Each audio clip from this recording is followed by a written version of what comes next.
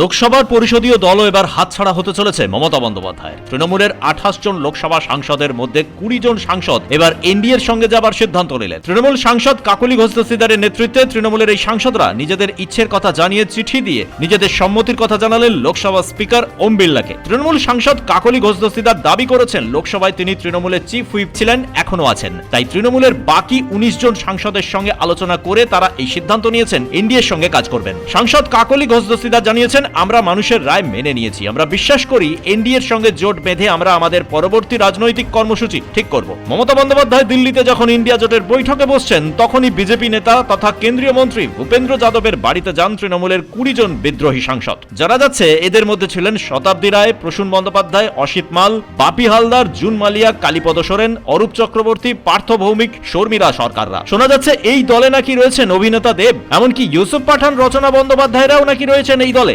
বাংলার নির্বাচনের ফল ঘোষণার পর থেকেই তৃণমূলের বহু বিধায়ক ও সাংসদ বিশুরো গাইতে শুরু করেছিলেন। মমতা বন্দ্যোপাধ্যায় তার নিজের বাড়িতে বারবার বৈঠক ডেকেছেন, কিন্তু সেই বৈঠকে গড়হাজির থেকেছেন তৃণমূলের বহু বিধায়ক ও সাংসদ। এই মুহূর্তে তৃণমূলের লোকসভার সাংসদ 28 জন, রাজ্যসভায় 12 জন, কিন্তু 20 জনই বিদ্রোহী হয়ে যাওয়ায় 2029 লোকসভা নির্বাচনের আগে তৃণমূল সুপ্রিমো মমতা বন্দ্যোপাধ্যায়ের ওপর চাপ আরো বাড়ল। ব্যুরো রিপোর্ট, কুবের কলম ডিজিটাল।